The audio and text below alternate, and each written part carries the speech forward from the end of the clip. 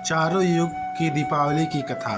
कार्तिक मास के कृष्ण पक्ष की अमावस्या तिथि को दिवाली का त्यौहार मनाया जाता है। इस बार दिवाली का पर्व 31 अक्टूबर यानी आज मनाया जा रहा है। दीपावली दीप और प्रकाश का पर्व है। साथ ही यह दिन आराधना के लिए बहुत ही शुभ माना जाता है।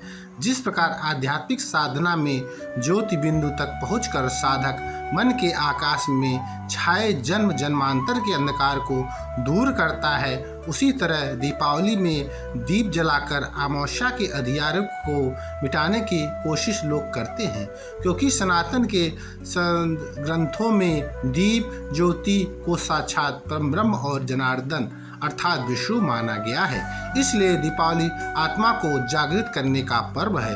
सतयुग की दीपावली कथा पौराणिक मान्यताओं के अनुसार सतयुग में जब देवताओं ने दानवों के साथ मिलकर समुद्र मंथन किया तो उससे हलाहल विष के साथ अमृत घट लिए धन्वंतरी देव भी प्रकट हुए और संयोग से ये तिथि कार्तिक मास के कृष्ण पक्ष की त्रयोदशी की थी। मान्यता है कि तभी से कार्तिक मास के कृष्ण पक्ष की त्रयोदशी के दिन धनतेरस मनाने की परंपरा चल पड़ी।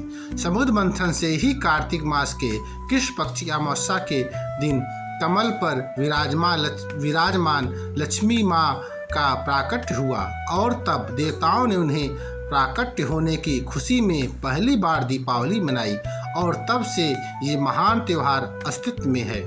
त्रेता युग की दीपावली कथा।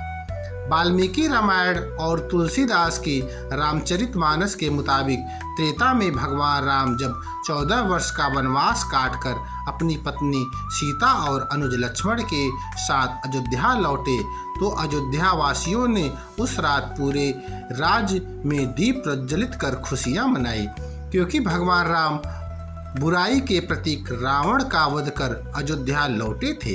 इसलिए तब से बुराई पर अच्छाई की जीत के प्रतीक के रूप में दीपावली मनाई जाने लगी। द्वापर की दीपावली कथा। पौराणिक मान्यताओं के अनुसार द्वापर में नरकासुर नाम का एक पापी दानव था।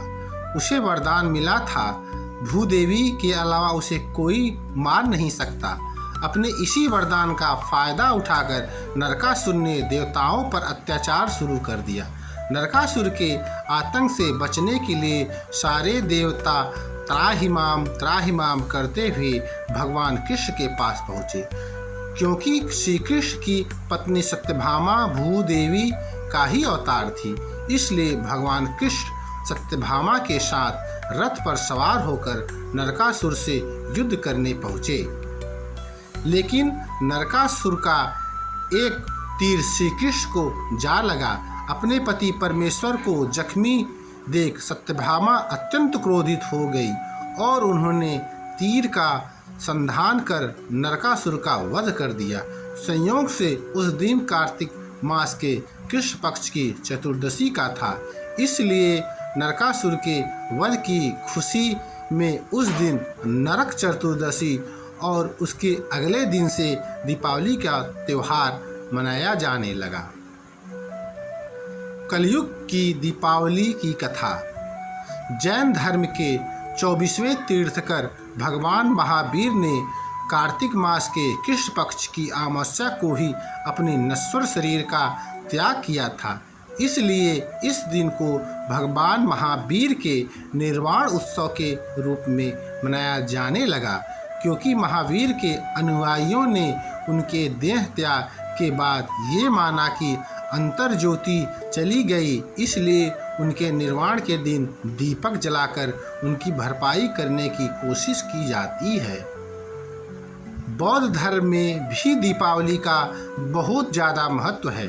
दरअसल कार्तिक मास की अमावस्या के दिन ही भगवान बुद्ध 18 वर्ष के बाद अपनी जन्मभूमि कपिलवस्तु लौटे थे। बौद्ध ग्रंथों के मुताबिक जब गौतम बुद्ध कपिलवस्तु आए तो वहाँ के लोगों ने घर पर दीप जलाकर उनका स्वागत किया। उसी समय बुद्ध ने अपनी शिष्यों को अप्य दीपो भव का उपदेश दिया था और तब से ही उनकी याद में दीपावली का त्यौहार मनाया जाता है। वहीं ईसा पूर्व 4वीं शताब्दी के में रचयिता कौटिल्य के अर्थशास्त्र में भी कार्तिक मास की अमावस्या को मंदिरों और नदी के घाटों पर बड़े पैमानों पर दीप प्रज्वलित करने का वर्णन मिलता है। इसके अलावा दीपावली का दिन सिख धर्म के अनुयायियों में भी काफ़ी अहमियत रखता है। दरअसल सन 1918 में कार्तिक मास की अमावस्या के दिन ही सिखों के छठे गुरु हरगोविंद सिंह साहब को 52 अन्य कैदियों के साथ रिहा किया गया था। तब गुरु की आज़ादी का जश्न दीप जलाकर मनाया गया था। इसलिए सिख समुदाय के लोग इस दिन को बंदी छोड़ दिवस यानी आज़ादी के दिन के रूप में भी मनाते हैं।